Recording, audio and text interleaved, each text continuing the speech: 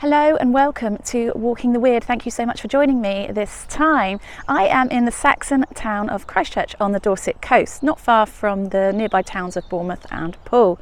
There's tons of history to get through here, so without further ado, come with me and let's go and have a look what Christchurch has to offer.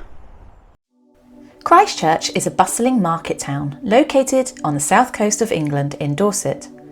It was believed to have been built as a fortified town or Saxon burh by King Alfred the Great to defend against relentless attacks from the Vikings in the late 9th century. It was originally named Twynham, which translates to place betwixt the waters, due to it being located between the rivers Avon and Stour. Being surrounded by two rivers and the sea, Christchurch was able to defend itself well from enemy invaders. However, in the early 12th century, a motte and bailey castle was built to further enhance its defences. Right, let's make our way up to the top of the castle, or what's left of it.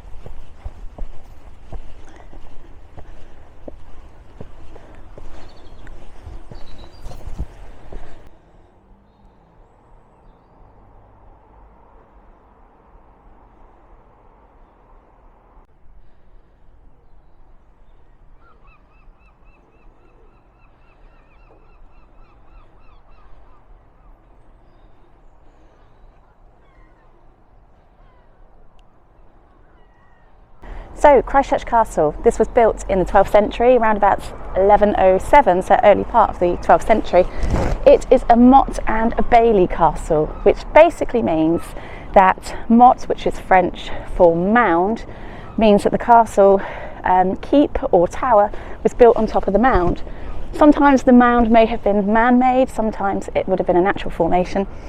And the bailey refers to the piece of land which is next to the castle, and it's snug to the castle. It fits around the bottom of the motte or the mound, and in the bailey it would have been a courtyard with various buildings which would have served purpose to the castle, such as stables to keep horses, blacksmiths, weapon places, armories, and a chapel as well for prayer.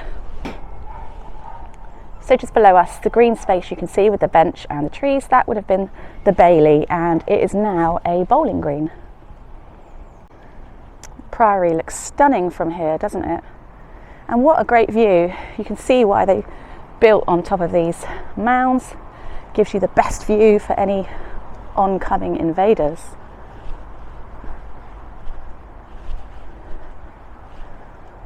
So the castle actually served as a family home for nearly 200 years to the Dorset family, who were actually related to King Henry I. It wasn't until the Civil War of 1642 that Christchurch Castle really began to see some serious conflict, and in 1645 parliamentarians began their attack on this royalist town. A troop of 1,000 royalist soldiers was sent to the town, which forced the parliamentarian soldiers to take refuge in the castle. But the castle proved too difficult for the royalists to claim back, and the parliamentarians were victorious.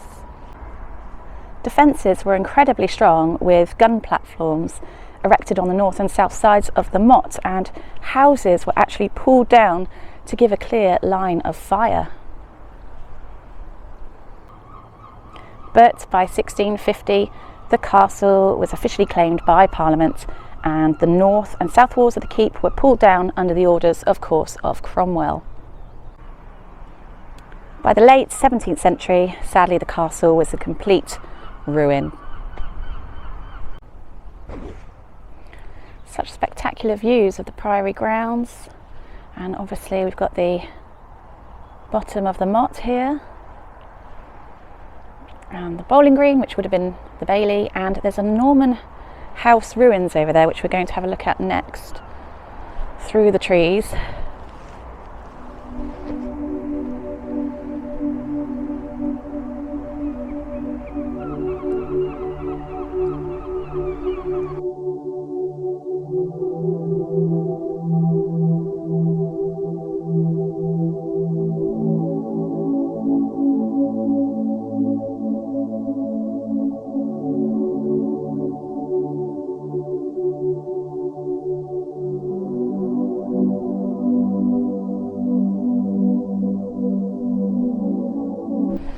such beautiful buildings as well.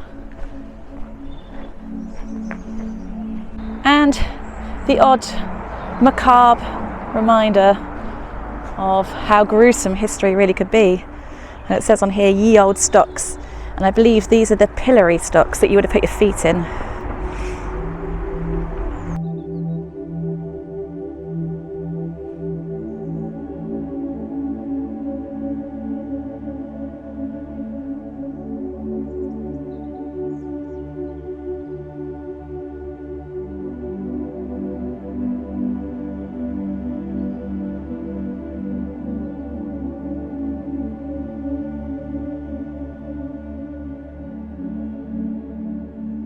So I've just found this board provided by English Heritage, and I love this reconstruction here. So this is what the castle would have looked like in its heyday on top of the motte. It would have had a moat around there as well. And then here's the bailey, the courtyard where the bowling green is now, with all the buildings inside. And the priory here, which we'll be looking at last. And then I'm here at the moment just going to have a look at the Norman house.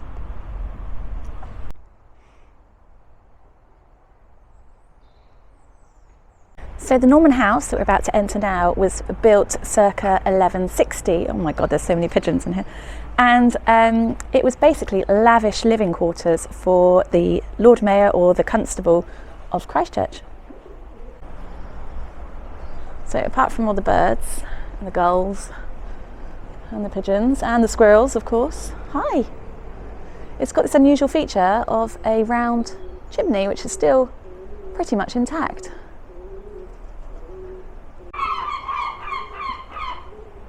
Classic seaside sounds.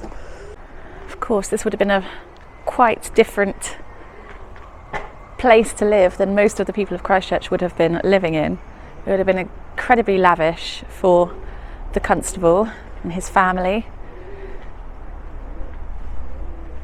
How the other half live, huh?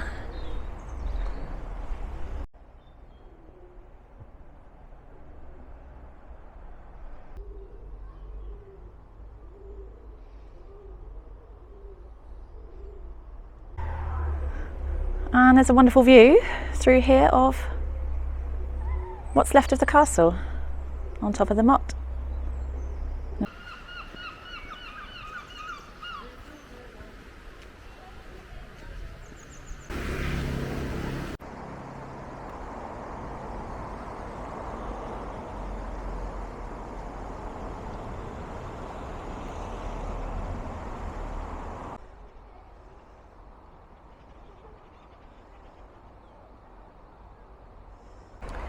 So we can see just there ahead of us the town bridge, which was a medieval bridge with 5 arches, and at one point cannonballs were actually discovered in the water underneath the arches, believed to have been belonging to the Civil War period.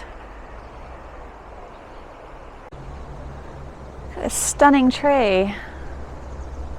It's huge.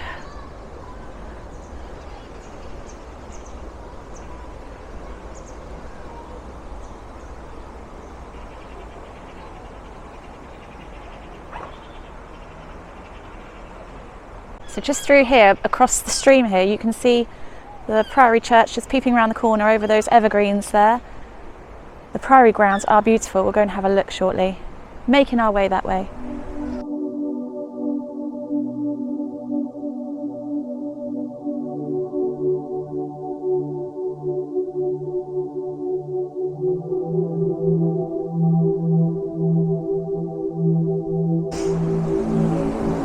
Oh, wow.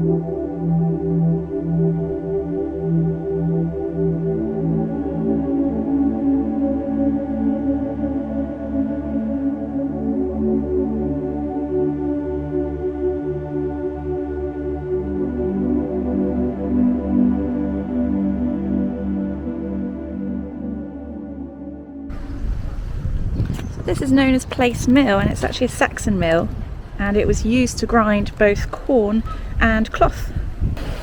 It's a freshwater tide mill, I read, which links the two rivers, both the Stour and the Avon.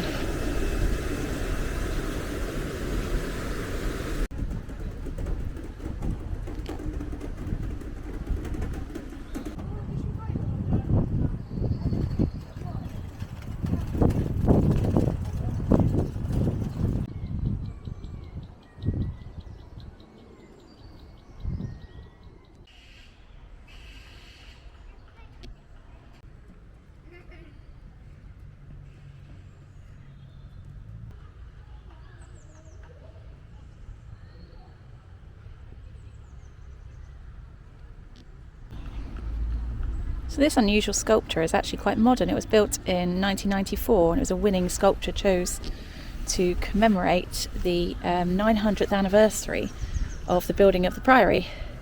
And it features lots of different characters from Christchurch's history, including the Normans and many monks apparently. There's some monks on here. I think this guy here is a monk, ringing the bell.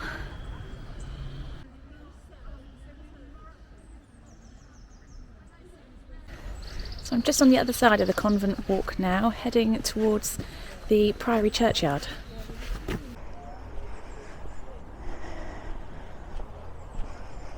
This archway is rather beautiful. And look, snowdrops. A sign of hope. And sunnier days ahead. And just through there, here's the churchyard.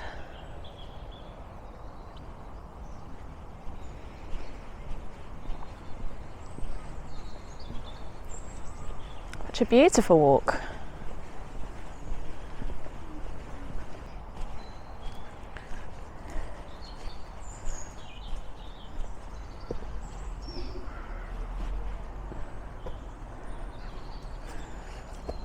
According to the Smugglers of Christchurch by E.R. Oakley, this structure was a mausoleum of a certain Mrs. Perkins who died in 1783.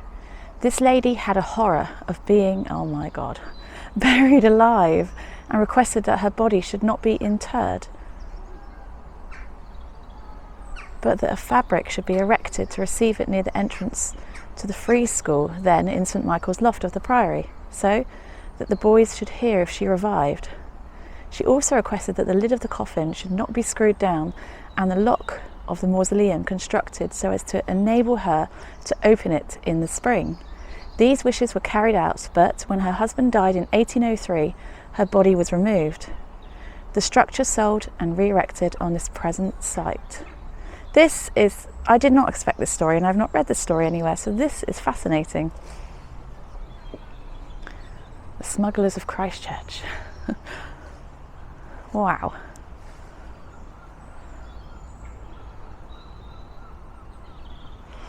So there we are. She just managed her own fears around being buried alive.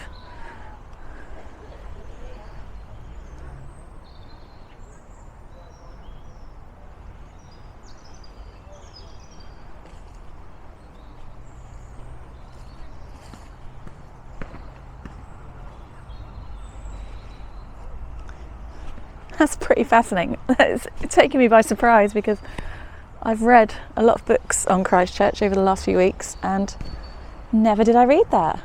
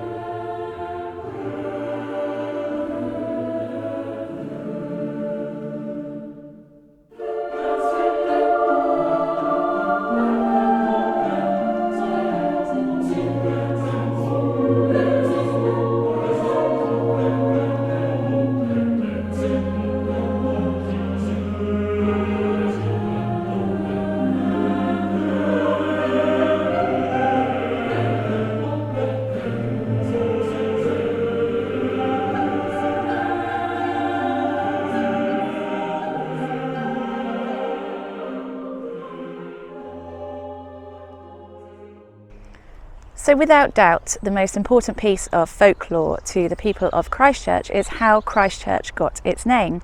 As I mentioned at the start, it actually used to be called Twynham, which was sort of like a modern word for a Saxon term, which meant place between two rivers, which were the Avon and the Stour, so it's very fitting.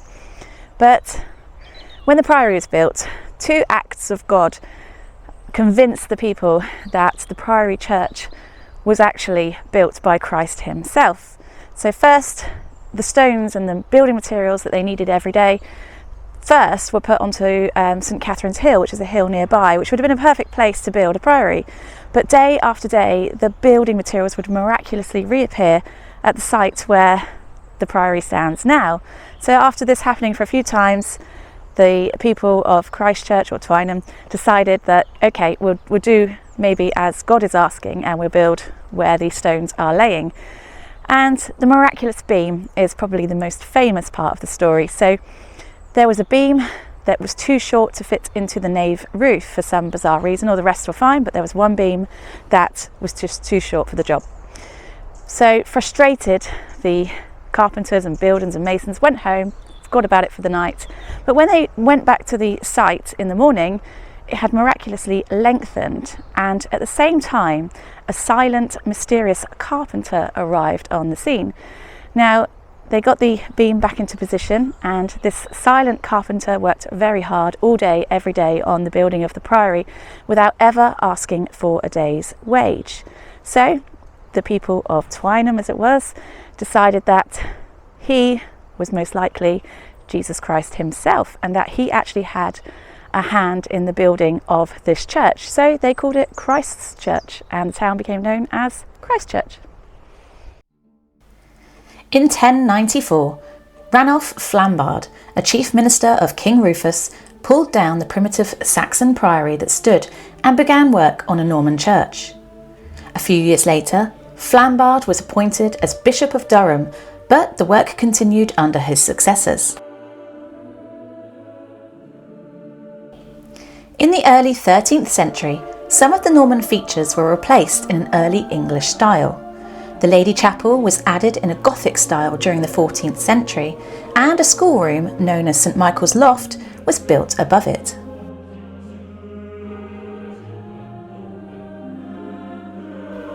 The last major works were an addition of the Great Choir and a new tower placed at the west end of the church. Henry VIII's dissolution of the monasteries brought a halt to any further developments of the priory, and all monastic buildings around the church were sadly pulled down.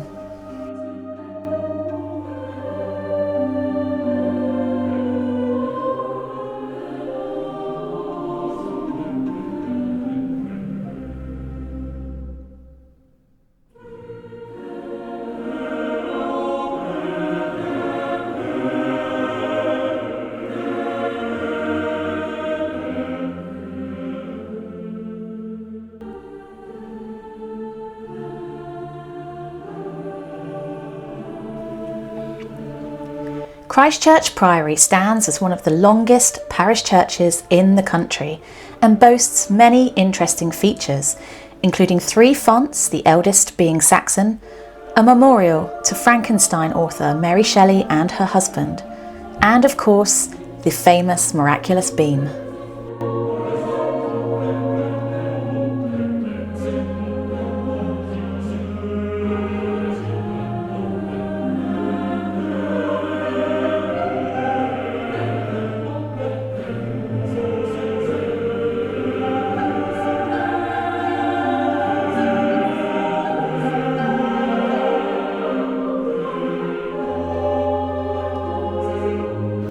So I found the miraculous beam. Let me show you.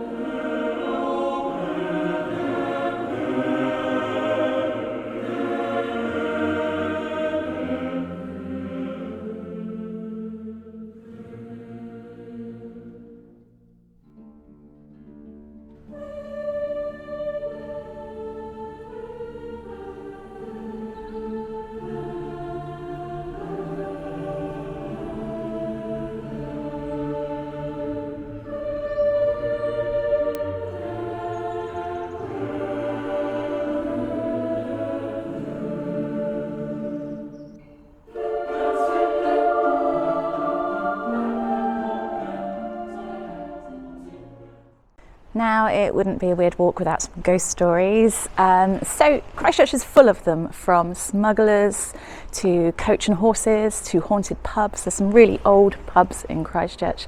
But most of the ghost stories actually come from the priory itself, which is quite unusual really.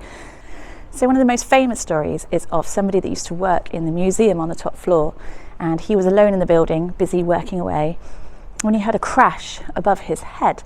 Seconds later, he started writing in this archaic language, automatic writing. So he was being influenced to write rather than thinking of what to write.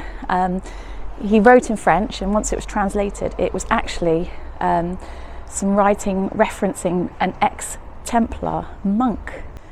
And then we also have people being pushed on the staircases, some spiral staircases in the priory itself, and people get that feeling that somebody's barging past them when they're crossing the stairs. And also there are stories of the smell of frankincense and incense being burnt within the priory, and they have not done that practice for many years. So again, this is a very strange occurrence indeed. And then the castle grounds themselves, you can hear the sounds of clashing of armour, of military fighting. So it sounds like the civil war activities that happened here are replaying again and again on the grounds of the castle itself.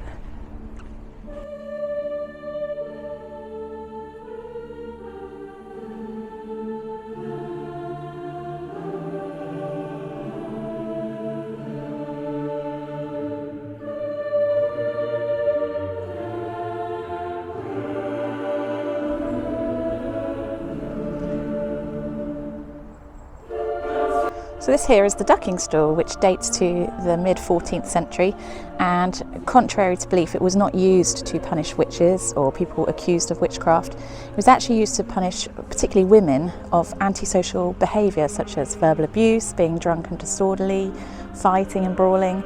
And basically the person was strapped to the chair and then dunked in and out of the water as many times as the punishment had suggested that the woman needed. And great crowds would gather. Obviously they had no TV, nothing else to do, so they would come and watch these people being humiliated in the ducking stool or in the stocks as well.